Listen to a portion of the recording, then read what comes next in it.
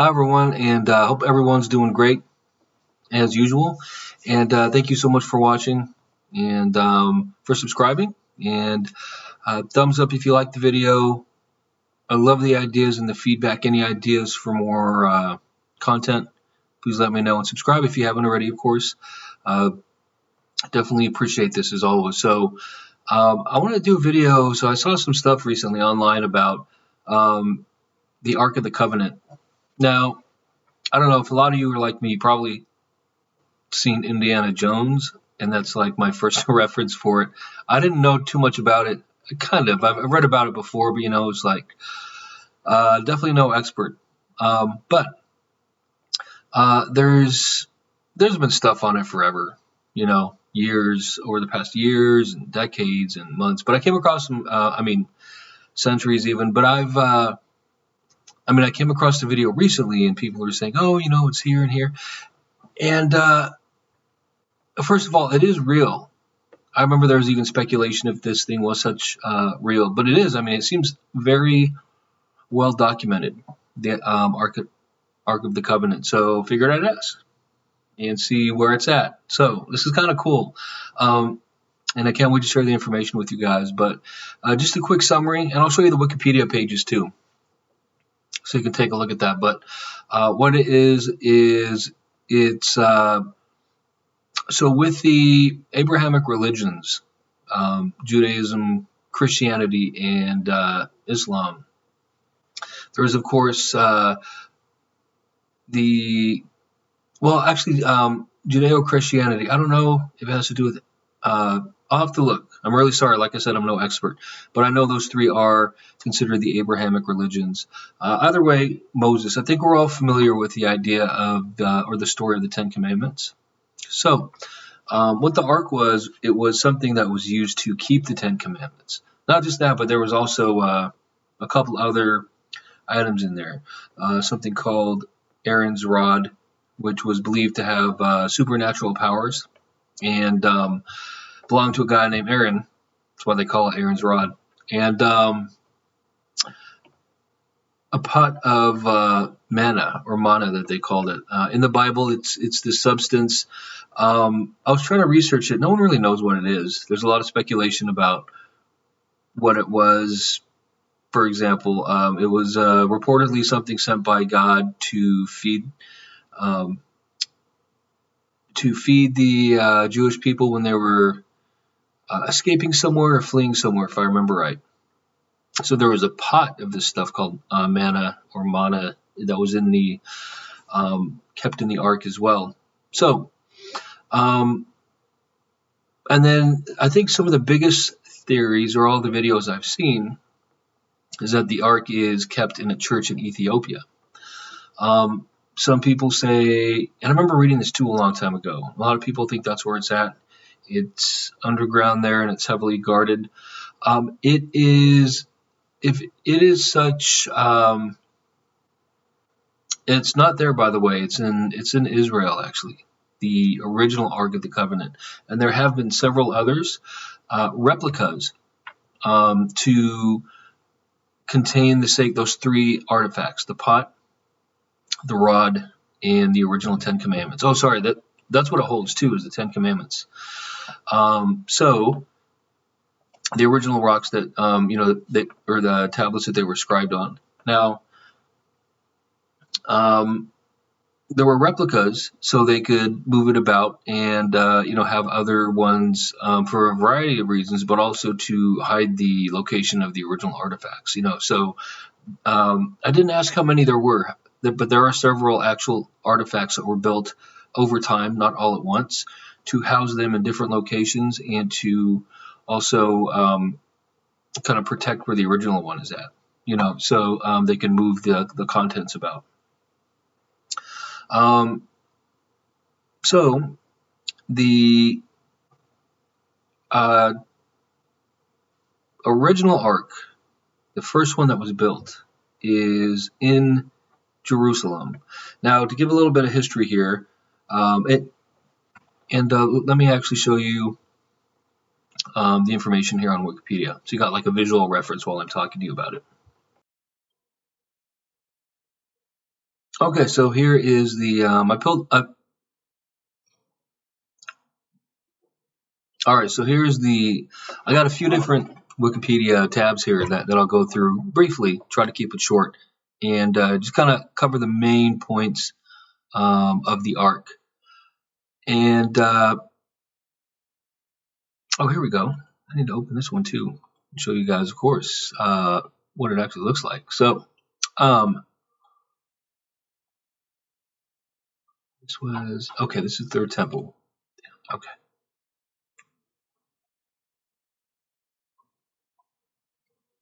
Okay, so here's the Wikipedia tabs that I pulled up.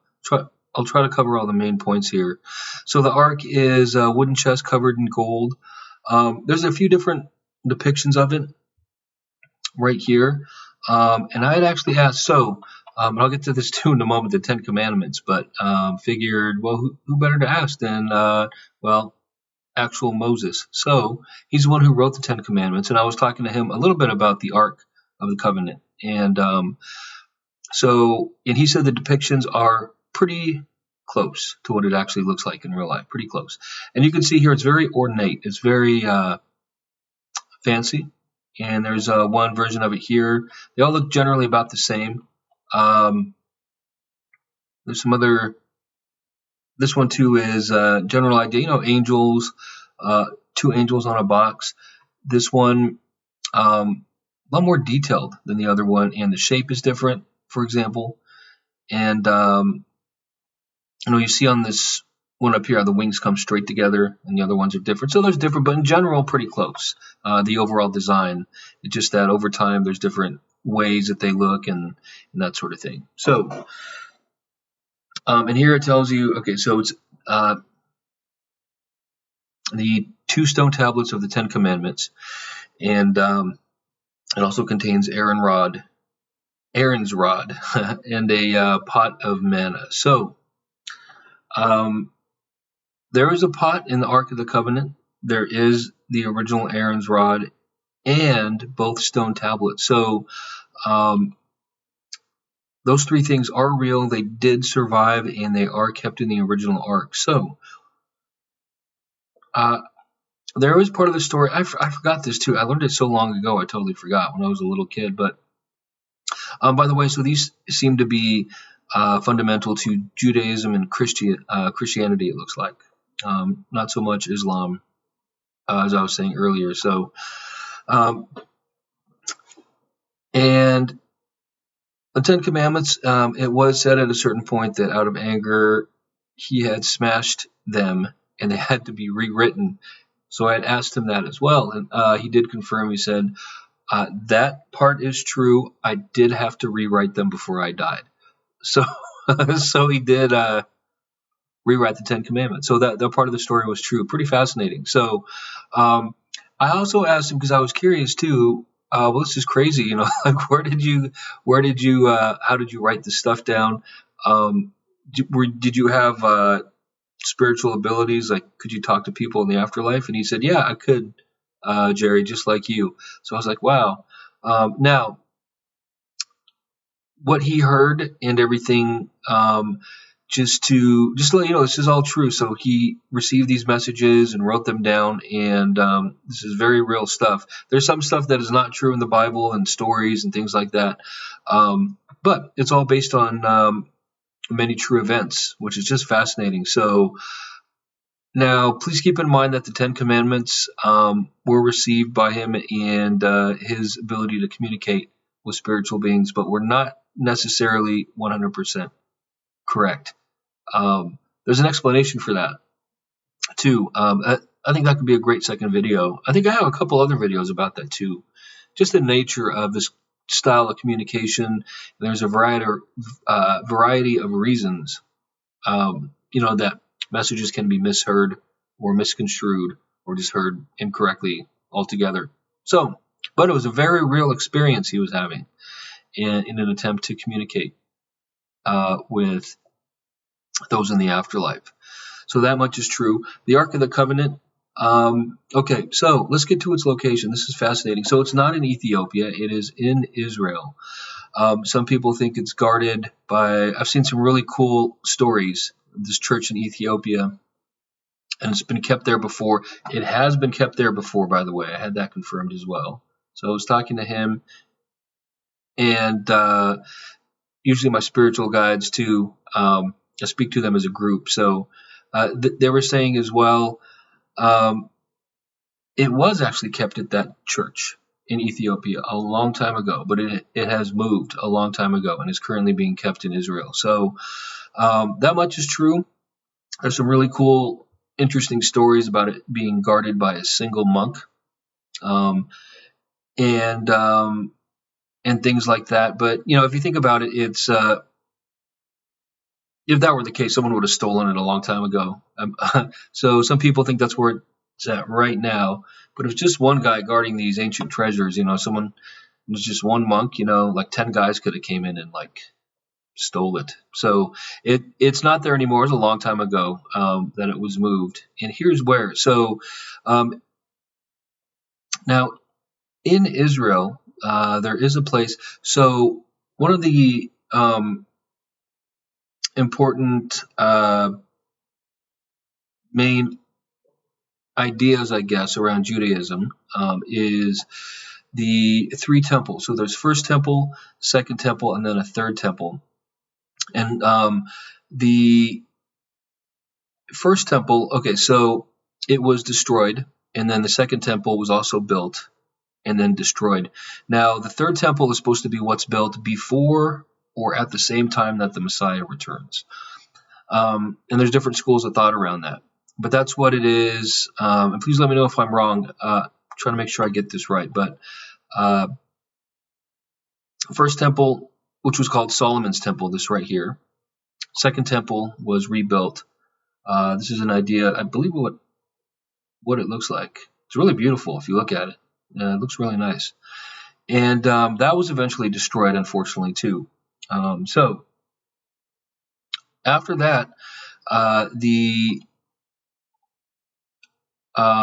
Muslims took over what is called the Temple Mount. So Temple Mount is this area here. Like if you click on that, you'll see the Dome of the Rock here. Oops. And the first and the second temple were built in the same area. Now, after the second temple was destroyed, what's called the Temple Mount is this entire area with all this history here. The first temple, second temple. This right here with the golden dome is called the Dome of the Rock. If you click on that too, it's really beautiful too. So the Dome of the Rock was built over the second temple. And I'll actually tell you right here. So after the second one was destroyed, the Jewish temple, the Muslims built this directly over it. So the remnants of both the first and second one are underneath there. And the third one has yet to be built but there's talks about when it should be built. I think it's in like 200 or 300 years, if I recall correctly. They say the Messiah is going to come back.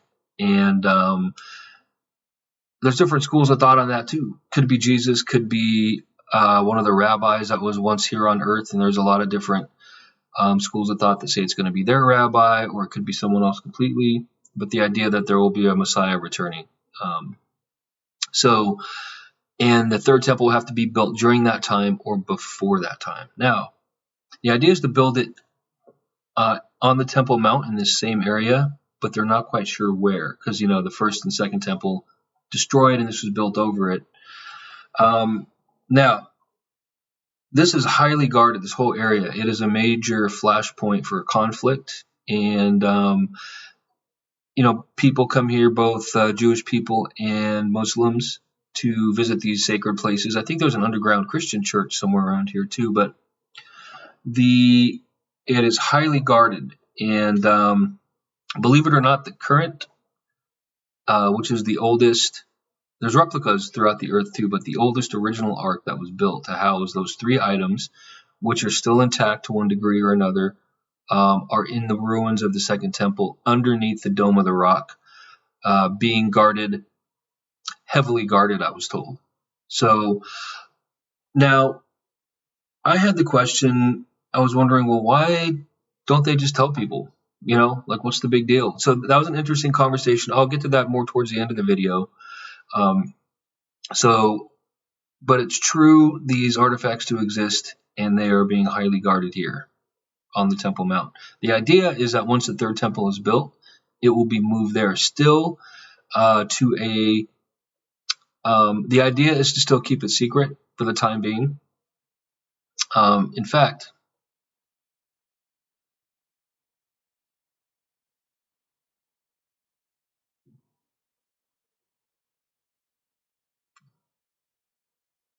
okay. Okay, so I was just asking actually to make sure.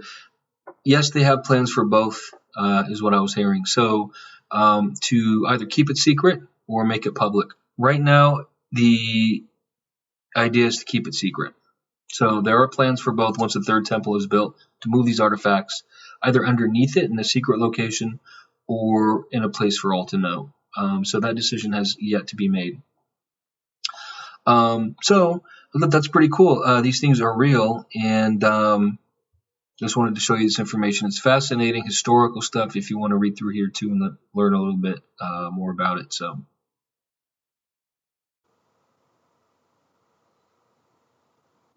okay, so there's the information and the links and stuff you can go to read more about it.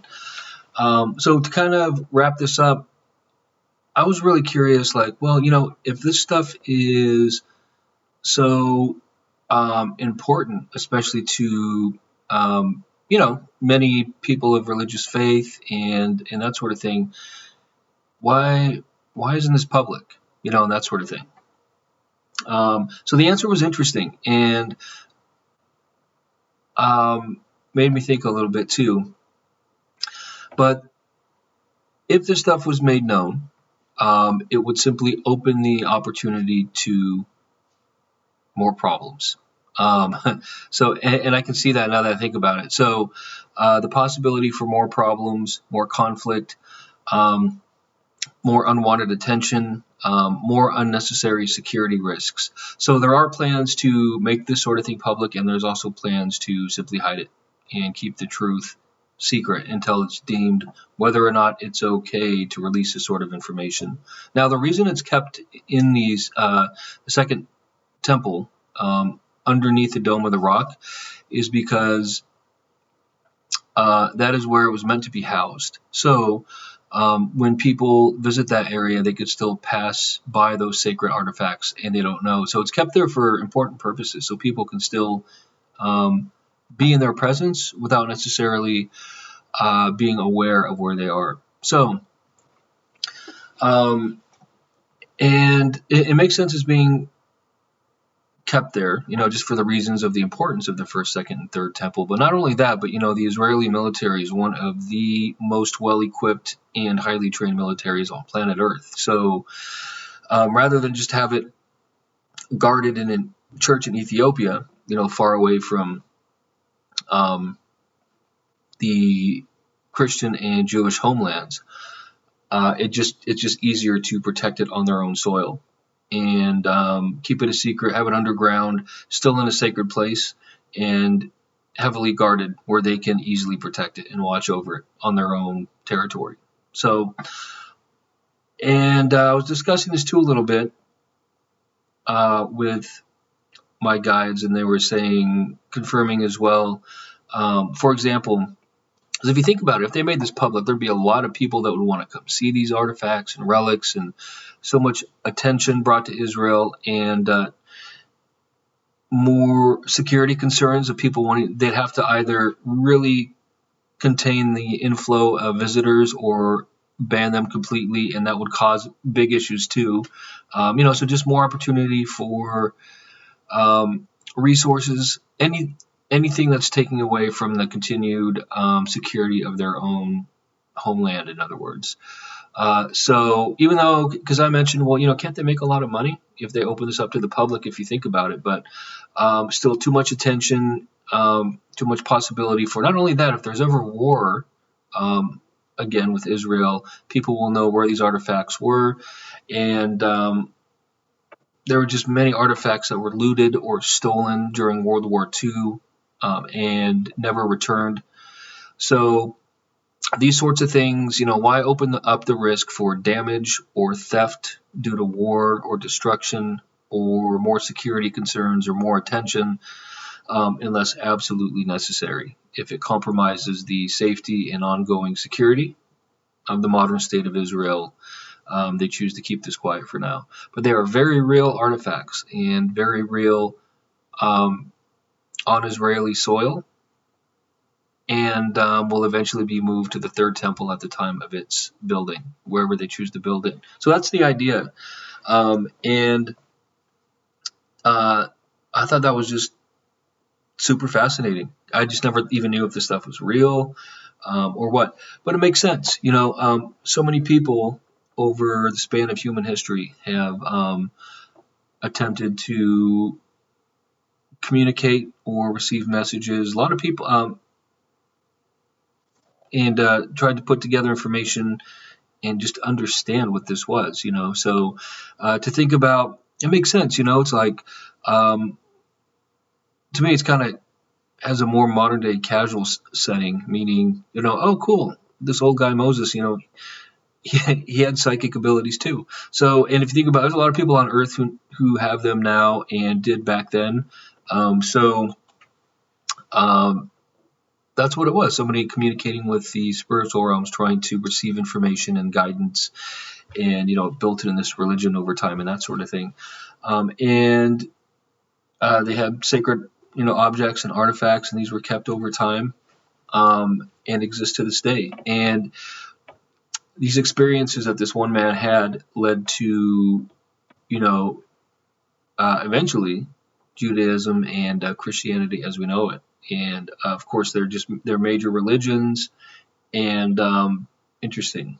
It's just really cool stuff to see the evolution of humans attempting to understand the divine and all existence. So, and history, I've always loved archaeology and history and stuff like that. So I hope you found this fascinating. I really did, and it was really cool to be able to share with you guys. So that's the truth as I understand it, and I think it was awesome. Any comments or thoughts you have about this sort of thing, I would love to hear them. Again, I'm no expert on this topic. I did a lot of research once I learned about it to try and piece it together for you. So thank you once again, and please take care, and appreciate you watching, and we will see you in the next video. Thank you.